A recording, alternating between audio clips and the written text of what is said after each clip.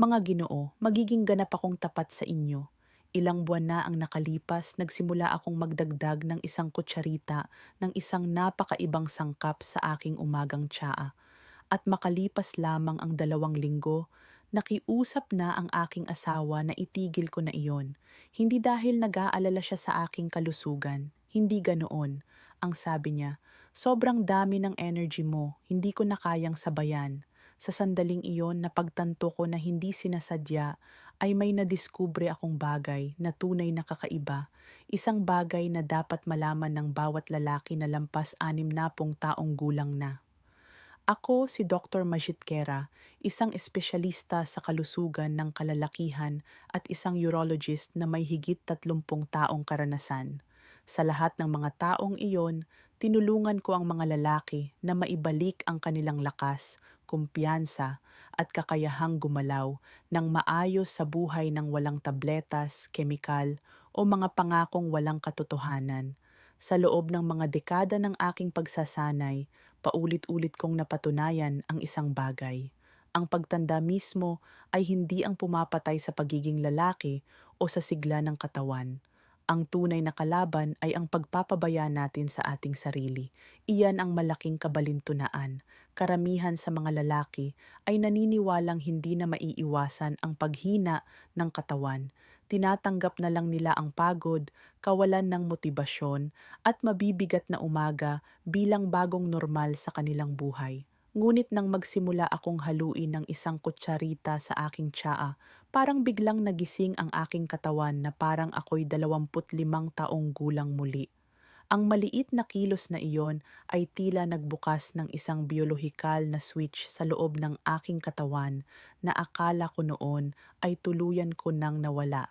Sa video na ito, ipapaliwanag ko kung ano ba talaga ang kutsaritang ito, paano ito gumagana sa katawan, at bakit natural nitong sinusuportahan ang metabolismo, enerhiya, at balanse ng hormone nang walang stimulant at walang mga daya. Purong tunay na suporta lamang para sa natural na pag-rejuvenate na nakabatay sa mga siyentipikong prinsipyo. Kaya manatili kayo kasama ko. Sa susunod na sandali, malalaman ninyo kung bakit ang umagang ritual na ito ay napakalakas na unang mapapansin ng inyong asawa ang pagbabago sa inyo, at maaaring sabihin pa niya, pakihinaan mo naman ang sobra mong sigla. Bago tayo magsimula, kung hindi pa kayo nakasubscribe, gawin ninyo ito ngayon at pindutin ang notification bell upang hindi ninyo makaligtaan ang aking lingguhang payo. Nakakatulong ito sa mga lalaking lampas 60 taong gulang upang maramdaman ang mas malakas, mas masigla at tunay na buhay na pakiramdam. Kung gusto ninyo ang inyong naririnig, maglagay lamang sa comments ng numero 1. Kung hindi naman, isulat ang 0 at sabihin kung anong payo ang nais ninyong marinig sa susunod. At ngayon, bago ko ibunyag kung ano talaga ang nakatago sa makapangyarihang kutsaritang ito, pag-usapan muna natin kung bakit karamihan sa mga lalaking nasa ganitong edad ay gumigising na pagod sa umaga. Dahil kung hindi natin aayusin ang nangyayari sa inyong katawan tuwing umaga, kahit anong supplement o sikreto ay hindi makakatulong upang maibalik ang inyong lakas at kumpiyansa. Ang unang problema sa umaga na kadalasang binabaliwala ng mga lalaking may edad na ay ito. Tuwing umaga, bago pa sumikat ang araw, milyon-milyong lalaki ang tahimik na umuupo habang may hawak na tasa ng kape o tsaa, umaasang ang unang higop ay magbibigay ng panibagong lakas. Naiintindihan ko ang pakiramdam na yon dahil naranasan ko rin ito noon. Gigising kang pagod kahit pakiramdam mo ay nakatulog ka naman buong gabi. Parang mas mabigat ang katawan kaysa dati. Mas mabagal ang pagtakbo ng isip. Sasabihin mo sa sarili mo, kailangan ko lang ng kaunting oras para magising ang diwa ko. Ngunit sa kaibuturan ng iyong pakiramdam, alam mong may hindi tama. Parang ang dating makinang pang-enerhiya sa loob ng katawan ay dating malakas na umuungal sa sigla. Ngunit ngayon ay mahina na lamang ang ugong sa likuran. Sa totoo lang, hindi lamang ito simpleng pagkapagod. Ito ay may kinalaman sa biology ng katawan. Kapag nagising ka sa umaga, naglalabas ang iyong katawan ng cortisol, ang pangunahing stress hormone. Noong kabataan pa, ang maikling pagtaas ng cortisol sa umaga ay nagbibigay ng matinding motibasyon, nakakatulong upang bumangon kaagad sa kama at kumilos. Ngunit habang tumatanda, dahil sa tuloy-tuloy na stress, kakulangan sa maayos na tulog, mga alalahanin sa gabi, at natural na pagbabago sa katawan, nagsisimulang magkaproblema ang sistemang ito. Sa halip na maging isang maikling malusog na pagtaas, ang cortisol ay nananatiling mataas ng matagal na oras. Ibig sabihin, nababawasan ang kakayahan ng testosterone na gumana ng maayos, ang hormone na responsable para sa lakas, focus, at sigla ng lalaki. Isipin ninyo ito na parang duyan. Kapag tumataas ang cortisol, bumababa naman ang testosterone. Iyan ang dahilan kung bakit maraming lalaki ang nagsasabi sa akin, "Doktor, hindi naman ako nalulumbay, pero parang hindi ko na maramdaman ang sarili ko tulad noon." Hindi ito katang-isip lamang. Totoong nagbabago ang kimika ng katawan habang tumatanda. Ang mataas na cortisol ay nagiging sanhi ng pagkabalisa, madaling pagkamainisin, at kawalan ng pokus sa umaga, habang ang mababang testosterone naman ay nagdudulot ng kawalan ng gana, pakiramdam ng pagiging mahina, at pagkawala ng apoy na dati nagpaparamdam na kaya mong harapin ang anumang hamon. At dito madalas nagkakamali ang maraming lalaki na paulit-ulit kong nakita sa libu-libong pasyente. Agad silang umiinom ng pinakamatapang na kape, umaasang ang caffeine ay babalik agad ang sigla. O, totoo na mabilis ang epekto ng kape. Ngunit sabay nito, lalo pang pinapataas ng caffeine ang cortisol level. Ang katawan ay hindi ito nakikita bilang tunay na enerhiya, kundi bilang stress signal. Sa paglipas ng panahon, napapagod ang adrenal glands, nasisira ang metabolic balance, at nagiging parang roller coaster ang araw, mabilis na taas, mabilis ding baba ng enerhiya. Sa kabilang banda, may mga lalaki namang walang ginagawa. Umuupo lang na may hawak na tsaa, nagbabasa ng dyaryo, o nag-scroll sa telepono, umaasang kusa na lang babalik ang sigla. Ngunit ang problema, kung walang tamang signal ang katawan, bumabagal ang metabolismo, tumataas ang asukal sa dugo, at nagsisimulang mag-imbak ng enerhiya ang katawan imbes na gamitin ito. Parang iniwan mo ang sasakyan na nakaandar ngunit nasa paradahan lamang. Gumagana ang makina, nauubos ang gasolina, ngunit hindi ka umaabante. Maingay ang makina, ngunit hindi ka umaandar papunta sa unahan. At dito nagsisimula ang lihim na iyon, ang bagay na ito na madalas ay hindi man lamang napapansin ng karamihan sa mga lalaki.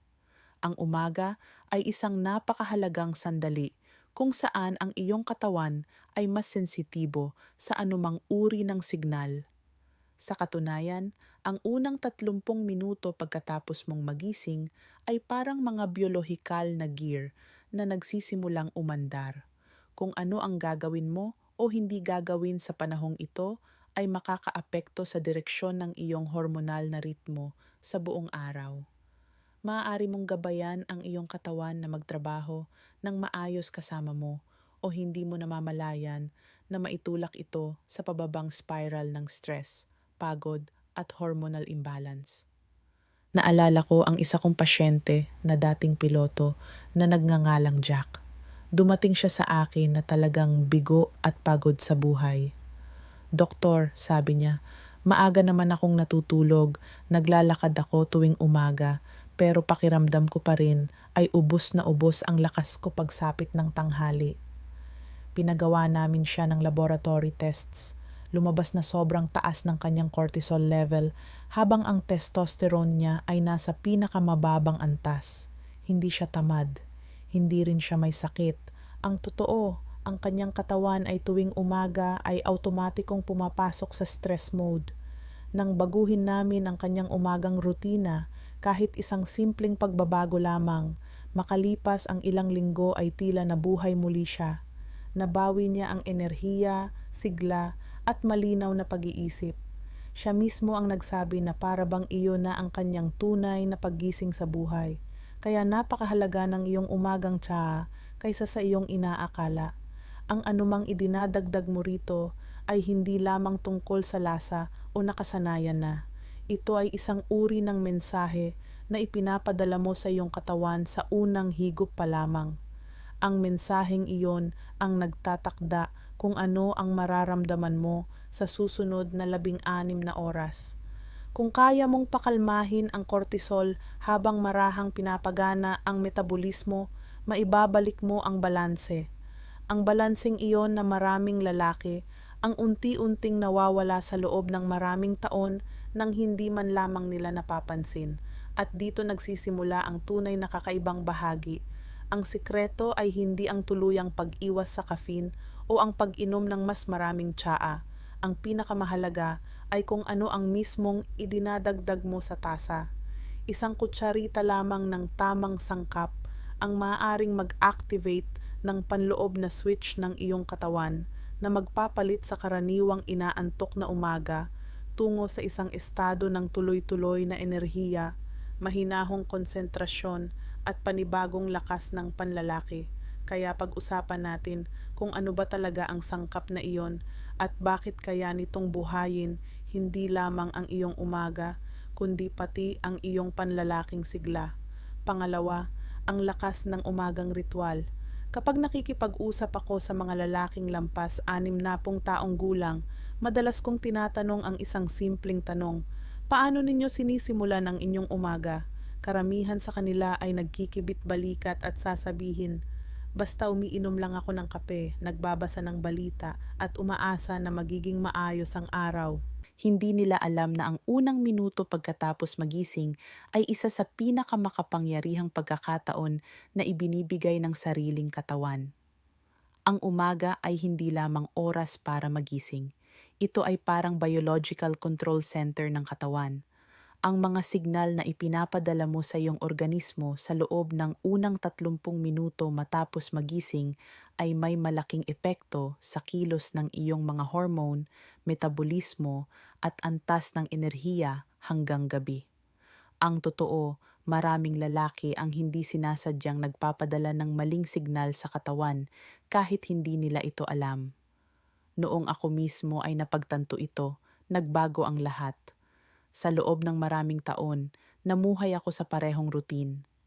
Gigising, unang hahanap ng telepono, iinom ng matapang na kape at agad na sasabak sa trabaho.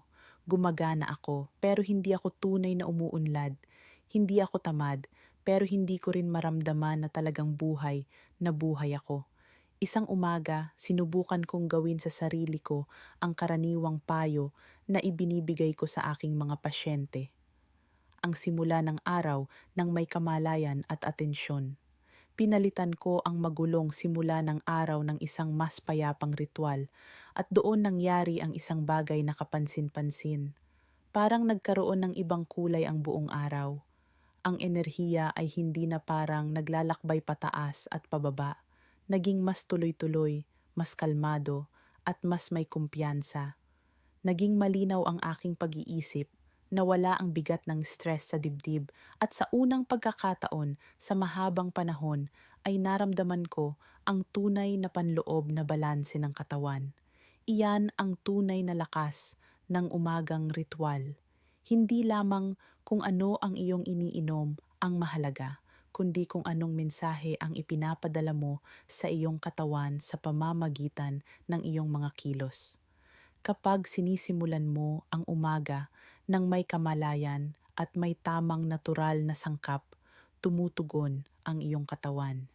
Para bang sinasabi mo sa iyong mga hormone, ligtas tayo, malakas tayo, handa tayong ipakita ang ating pinakamataas na kakayahan.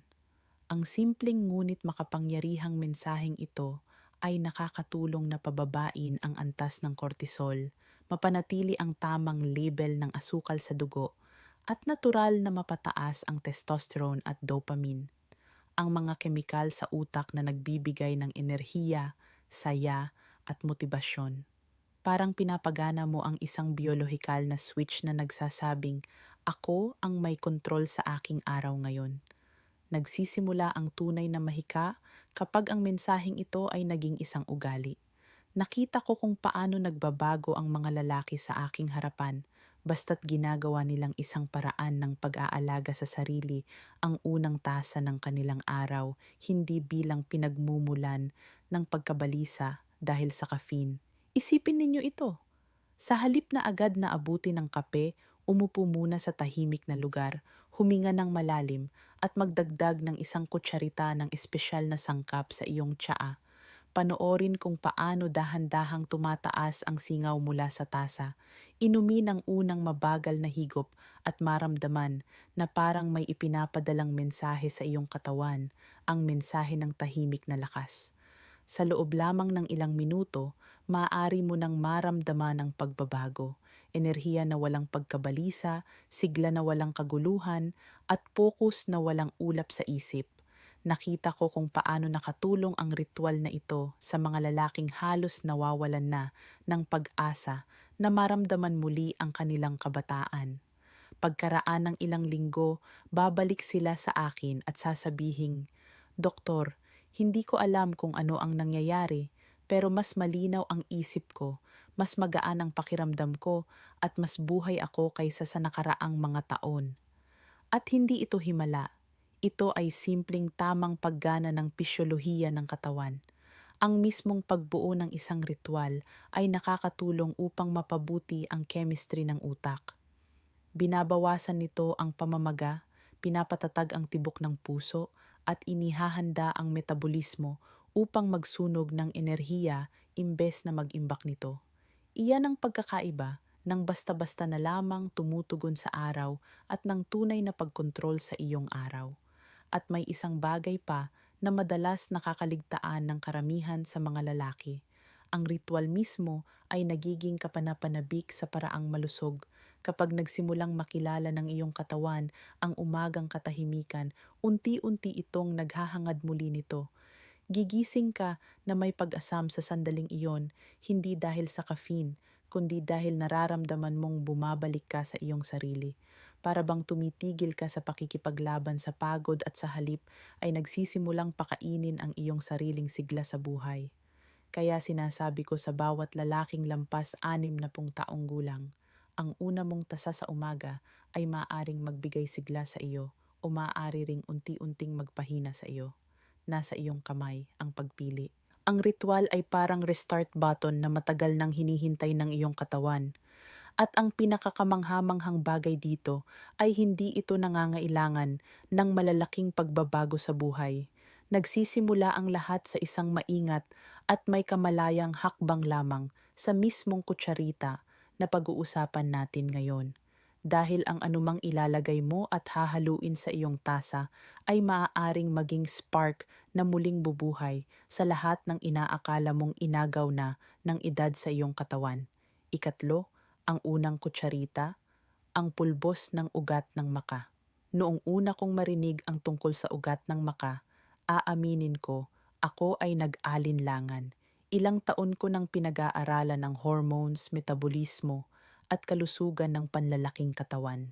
Kaya nang sabihin ng isa kong pasyente na naglalagay siya ng isang bagay na tinatawag na Peruvian ginseng sa kanyang tsaa at pakiramdam niya ay para siyang bumata ng 20 taon, ngumiti lamang ako ng magalang, ngunit itinago ko ang aking pagdududa. Ngunit matapos kong marinig ang parehong kwento mula sa pangatlo, ikaapat at ikalimang lalaki, mga lalaking nasa 60 taong gulang na, nakararanas ng panghihina, mababang mood at pagkawala ng enerhiya, nagpasya akong subukan ito mismo. Ang resulta ay talagang ikinagulat ko. Ang matcha ay hindi isang milagrosong gamot. Isa lamang itong simpleng ugat na tumutubo sa kabundukan ng Andes kung saan ang klima ay napakahirap at tanging pinakamalalakas na anyo ng buhay ang nakakaligtas. Doon nakaugat ang likas nitong lakas. Para bang ipinapasa nito ang bahagi ng tibay ng sarili nitong pinagmulan sa taong umiinom nito. Noong una kong hinaluang mabuti ang isang kutsarita ng gelatinized maca powder sa aking umagang tsaa, wala akong inaasahang espesyal na mangyayari. Ang lasa ay bahagyang parang lupa, may kaunting nutty na aroma at may banayad na tamis na parang karamelo. Ngunit makalipas ang ilang araw, napansin ko ang maliliit ngunit kapansin-pansing pagbabago. Nagsimula akong magising bago pa tumunog ang alarm clock. Naging mas matalas ang aking konsentrasyon at ang mabigat na ulap ng pagod na karaniwang bumabalot sa aking umaga ay unti-unting naglaho. Pagkatapos, ang aking mga pasyente ay nagsimulang magkuwento ng kaparehong karanasan. Doktor, hindi ko alam kung ano ang nangyayari, pero pakiramdam ko ay parang dati ulit ako, sabi nila isa-isa. At ito ang dahilan kung bakit talaga ito gumagana. Ang maka ay walang taglay na hormone, ngunit nakikipag-ugnayan ito sa sistema na kumokontrol sa produksyon ng hormones. Ang hypothalamic pituitary adrenal axis o mas kilala bilang HPA axis. Ito ay parang sentro ng kontrol kung saan ang utak at katawan ay nag-uusap kung gaano karaming testosterone, cortisol at DHEA ang kailangang gawin. Habang tumatanda at dahil sa stress, nasisira ang komunikasyon sa sistemang ito at nagsisimulang magpadala ng maling signal sa katawan. Ang matcha ay nakakatulong na ibalik ang komunikasyong iyon, hinahayaan ang katawan na muling ayusin ang sarili ng natural. Ang resulta ay hindi biglaang pagtaas ng enerhiya o artificial na pagpapalakas. Ito ay tunay na balanseng harmonya sa loob ng katawan. Ramdam mo ang pagiging masigla, kalmado, at buhay, hindi nerbyoso o labis na excited, at may isang bagay ding malalim na psikolohikal dito. Kapag ang lalaki ay nagsimulang maramdaman ang banayad na pagbabalik ng sigla, ang tahimik na kumpiyansa sa umaga, ang linaw ng isip, at ang maliit na spark ng pagnanais na kumilos, nagbabago ang maraming bahagi ng kanyang buhay. Isang pasyente ko, isang 64 na taong gulang na retiradong propesor, ang nagsabi sa akin, parang naalala ng katawan ko kung paano maging ako muli. Ikinuwento niya na nagsimula siyang gumising ng mas maaga, may pagnanais na lumabas, maglakad, at maging mas malapit sa kanyang asawa, hindi dahil sa vanity, kundi dahil muli niyang naramdaman na siya ay buhay. Iyan ang pinakagusto ko sa maka. Hindi lamang nito ibinabalik ang hormonal balance, kundi ibinabalik din nito sa lalaki ang pakiramdam ng kanyang sarili, ang panloob na lakas at pagkakakilanlan, para bang ipinapaalala nito kung paano muling mabuhay ng buo sa sariling katawan. Maraming lalaki ang hindi namamalayan kung gaano karaming enerhiya ang nawawala sa kanila, hindi lamang sa pisikal kundi pati sa emosyonal na aspeto. Unti-unti nitong ninanakaw ang saya sa maliliit na bagay, pinapatay ang interes sa buhay, at sinisira ang koneksyon sa mga mahal sa buhay. Unti-unting binabaliktad ng maka ang prosesong iyon, binubuhay ang katawan at espiritu sa natural na paraan. Kung nais mong subukan ito, lubos kong inirerekomenda na gumamit lamang ng gelatinized maca powder. Ito ay handa na para sa katawan dahil naalis na ang starch nito, kaya mas madali itong maabsorb ng sistema ng katawan. Isang kutsarita na walang tambak, hinahalo sa mainit na tsaa o kahit sa kape ay sapat na. Gamitin ito araw-araw sa loob ng ilang linggo at mapapansin mo ang pagbabago. Mas magiging malinaw ang iyong pag-iisip, magiging stable ang iyong mood, gagaan ang katawan, at natural na babalik ang pagnanais na kumilos nang hindi mo pinipilit ang sarili. Darating ang motibasyon ng kusa. At oo, mapapansin din ito ng iyong partner. Enerhiya, saya, at konsentrasyon. Unti-unting babalik ang lahat sa paraang hindi mo maikakailang mararamdaman. May ilang lalaki pa ngang nagbiro na ang kanilang asawa o partner ay pabirong nagtatanong, ano ba ang iniinom mo tuwing umaga sa tasa na yan? At doon talaga nakasentro ang punto. Hindi ito tungkol sa performance lamang, kundi tungkol sa presensya, ang pagiging ganap na nakatuon sa iyong sariling buhay. Ngunit paano kung ang iyong umaga ay hindi lamang basta mahina ang sigla? Paano kung may mas malalim pa, isang patuloy na tensyon, hindi mapayapang tulog, o isang panloob na bigat na tila hindi ka hinahayaang makapagpahinga dahil kahit na ang matcha ay nagsisindi ng maliit na apoy sa loob, may isa pang ugat na kayang pakalmahin ang bagyo sa loob ng katawan. At iyon ang nais kong ibahagi sa inyo.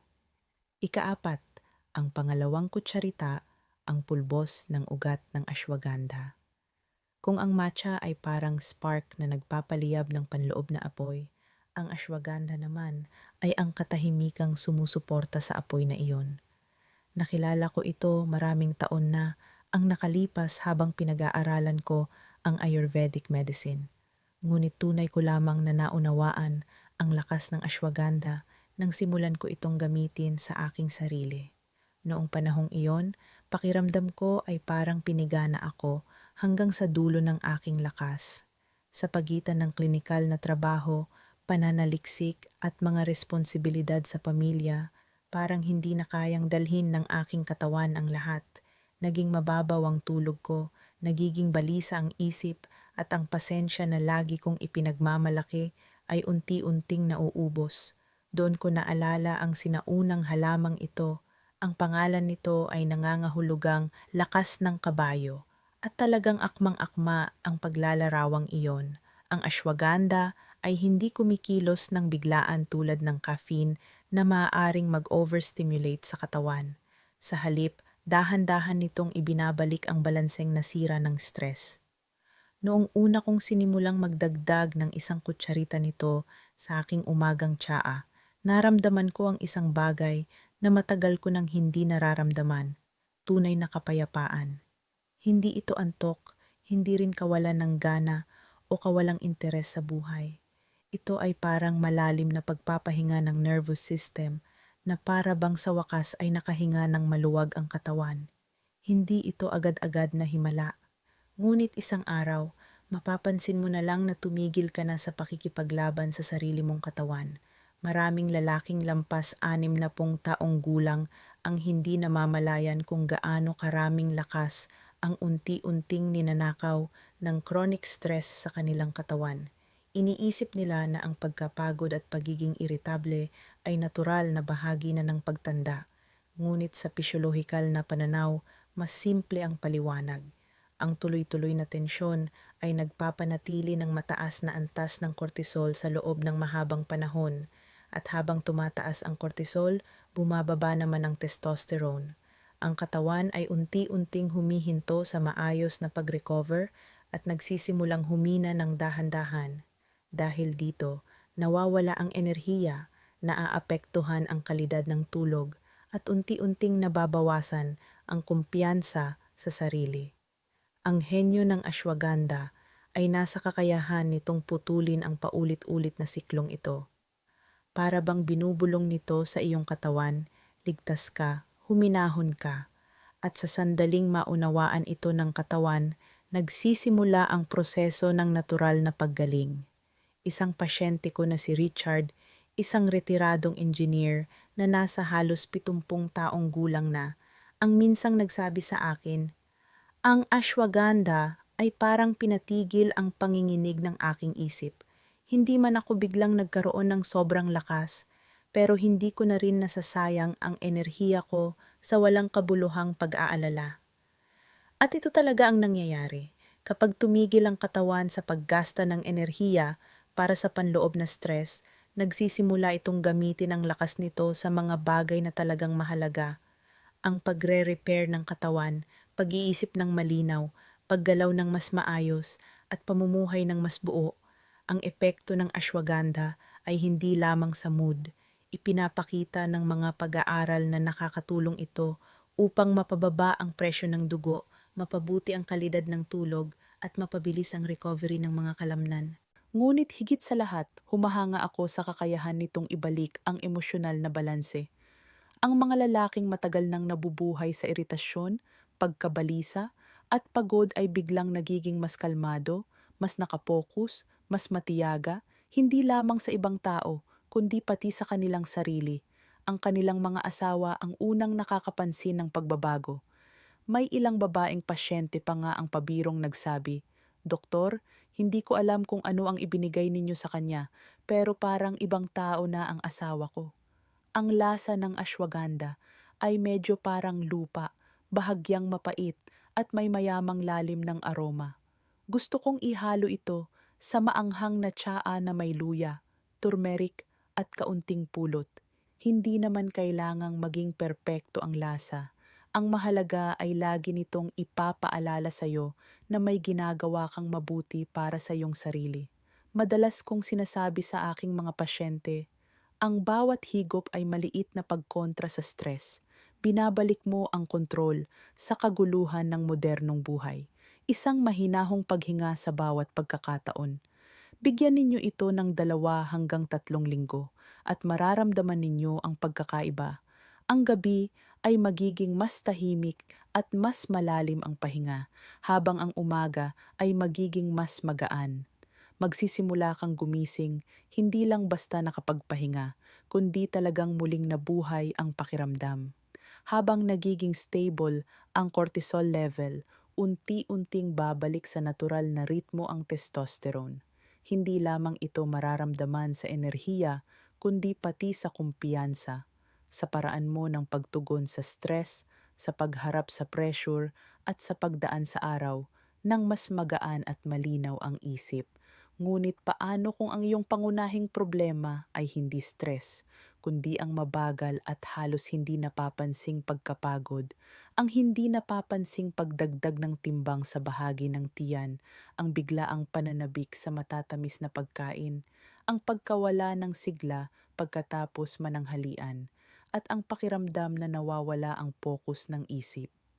Dito papasok ang susunod na kutsarita, isang mainit at mabangong pampalasa na pamilyar sa marami, ngunit bihirang ituring na makapangyarihang paraan upang baguhin ang metabolismo at ibalik ang enerhiya. Ikalima, ang pangatlong kutsarita, giniling na Ceylon cinnamon.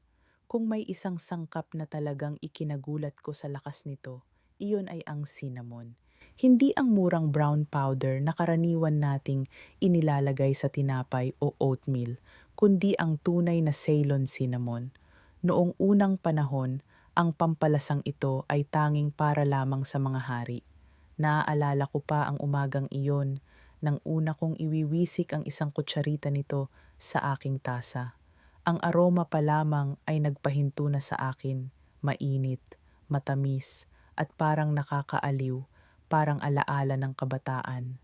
Ngunit ang epekto nito sa aking katawan sa sumunod na linggo ay tunay na nakakamangha. Hindi lang simpleng pagtaas ng enerhiya ang aking naramdaman, kundi ang panloob na balanse. Nawala ang mga biglang pagbabago ng pakiramdam, nawala ang paghina ng enerhiya pagkatapos mananghalian, at ang mabigat na pakiramdam ng pagod na kadalasang dumarating pagkatapos kumain ay unti-unting naglaho.